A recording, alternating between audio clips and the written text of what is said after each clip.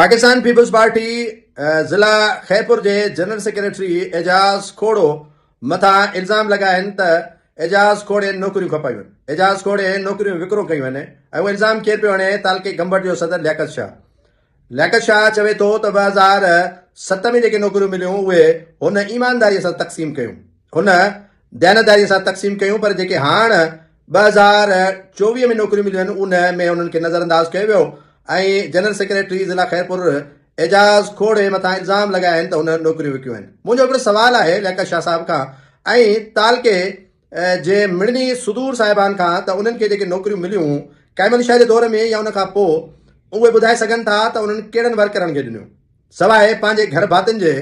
उन्हनि खां अलावा हुननि जेकॾहिं नौकरियूं कंहिंखे ॾिनियूं आहिनि वर्करनि खे त उहे ॿुधाइनि। अगरि वर्करनि खे नौकरियूं हुननि न ॾिनियूं आहिनि त पोइ उन्हनि जो हक़ बि नथो पहुचे त हू एजाज़ खोड़े खां सवाल कनि त नौकरियूं उन विकिरो कयूं आहिनि या एजाज़ खोड़े मथां इल्ज़ाम लॻाइनि, छो त शफ़ाफ़ियत उते थींदी आहे जिते हू पाण गिल्टी न हुजनि। कोडीडी तालको हुजे, खैरपुर तालको हुजे, गंबड़ तालको हुजे, किंगरी तालको हुजे, फैज़गंज तालको हुजे, ठरी मीरवा तालको हुजे, सोबोदरो तालको हुजे, सभिनी तालके सुदूर बेती गंगा मां हथ धोता ऐं पंहिंजनि खे नवाज़ियो वियो।